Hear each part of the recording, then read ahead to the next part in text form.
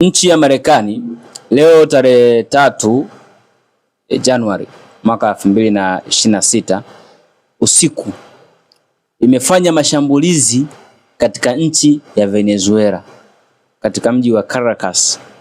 Imefanya mashambulizi makubwa sana na imefanikiwa kuweza kumchukua rais wa nchi ile kwa kile ambacho wao wamekidai kwamba ana shitaka la jinai la kwenda kujibu ndani ya Marekani. Jambo la kushangaza kidogo, lazima utafakari, yani wanawezaje kuingia kwenye nchi wakamchukua rais? Usalama wa nchi ukoje huo? Yani wanaingia kwenye nchi, hawa jamaa inabidi kuwatazama kwa namna nyingine. Ni kama vile wanaonesha wazi kwamba ni watu ambao wana uwezo uliokuwa mkubwa sana. Lakini mbali na uwezo wao huo mkubwa, wanachokifanya pale ni kuwadhulumu, kitu ambacho Marekani inakitaka kwa Venezuela. Trump madai yake siku zote yaliegemea kwenye kudai kukubaliana na utawala wa rais aliyeko madarakani ambaye ni bwana Maduro, kwa sababu Maduro alikuwa anaonyesha uzalendo wa kuzuia mafuta. Venezuela ni moja ya taifa ambalo lina rasilimali ya mafuta duniani. Ni moja katika taifa ambalo linasifika kuwa na rasilimali ya mafuta duniani. Kwa hivyo rais yule alikuwa ni mzalendo. Ikumbukwe Rais Maduro ambaye ndiye wa sasa Venezuela anasapotiwa na mataifa kama Urusi, China na washirika wengine. Korea Kaskazini Republic wale. Korea North kule kaskazini wanaosupport. Kwa hivyo Marekani hamtaki yule kwa sababu huyu ana urafiki na maadui zake ambao ni Russia, China na Korea Kaskazini. Na nje ya hapo ile nchi ina mafuta. Kwa hivyo alipoona huyu yupo na hapati mahitaji yake muhimu, pakaanza zogo baina ya Trump na Maduro. Zogo ambalo leo limefikia pabaya sana. Paka wameenda kushambulia ndani ya mji ule wa Venezuela na kumchukua rais wa nchi hiyo na mke wake, wameenda naye Marekani kwa madai ya kwamba rais huyu ana kesi ya jinai ya kujibu ndani ya Marekani. Sasa mwaka jana seneta mmoja wa Marekani alizungumza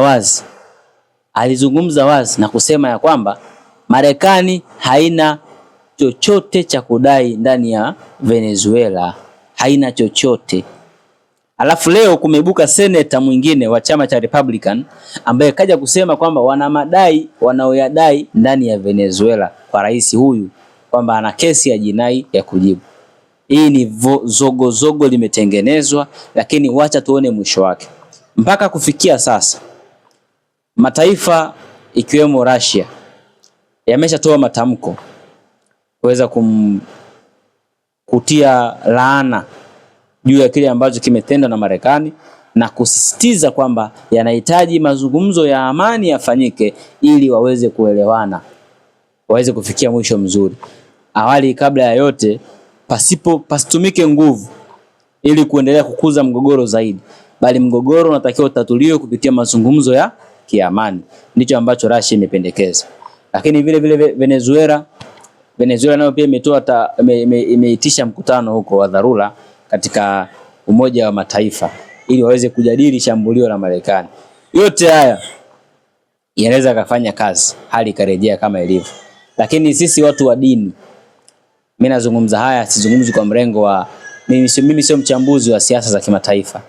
Mimi ni mchambuzi wa siasa hizo za kimataifa kwa mrengo wa dini ya Kiislamu. Mimi ndiko nimebobea huko. Kwa hivyo kwa mujibu wa dini yetu ya Kiislamu, kwa haya ambayo yanaendelea kutokea, sisi tunawafahamisheni kwamba hii yote ni vuguvugu na ni hata ya kuelekea kule kwenye Malham al-Kubra, kuelekea vita kuu ya 3 ya dunia ama Malham al-Kubra ambayo Mtume sallallahu alayhi wasallam ameitaja. Ina uwezo wa kutokea sehemu yoyote ile kati ya hizi. Huenda katokea mzozo huu baina ya Venezuela na Marekani mpaka iwe vita kuu ya 3 ya dunia. Kwa nini? Urusi atakapotaka kumsaidia Venezuela na China atakapotaka kumsaidia Venezuela. Ikumbuka hata vita kuu ya pili ya dunia ilitokea kwa sababu ya sio ya kwanza, ile ya pili, kitu kama ya kwanza, kitu kama hicho. Kama sio ya kwanza basi ya pili, kama kumbukumbu zangu ziko vizuri. Baada ya kuuawa rais wa Austria, pakaibuka vita kuu iliyopigana na mataifa yote. Kwa hivyo kuna namna hapa Marekani kama itamuua huyu Maduro, na hatihati ya kuibuka vita kuu ya 3 ya dunia, kwa sababu washirika wake na Russia hawatokubali. Kwa nini amuue na kadhalika, pataibua vita. Lakini kama atalimaliza hili, basi vita ina nafasi kubwa ya kupoa. Lakini vita hii pia ina uwezo wa kutokea pale baina ya mzozo uliopo kati ya Russia na Ukraine, na hapa ndio pana asilimia kubwa sana pale lazima vita hiyo iweze kutokea, kwa sababu bado mzozo hujaisha na mvutano umezidi kuwa mkali kila siku baina ya siku. Yote haya ndugu zangu, tunaelekea katika hii malhama al-kubra, na lazima iweze kutokea, kwa sababu bila kutokea hii malhama al-kubra hakutoweza kuja kwa Masihi Dajjal, lakini vile vile hakutokuwa na uwezekano wa kuja kwa Masihi ibn Maryam alayhi salam. Kwa hivyo tunaomba tumche Allah. Kipindi hichi ndugu zangu ni kipindi cha zama za mwisho. Tutaendelea kupeana taarifa dhidi ya matukio yote ambayo yanaendelea kutokea duniani. Endelea kutufuatilia katika chaneli zetu za Zama za Mwisho Digital. Assalamu alaikum wa rahmatullahi wa barakatuh.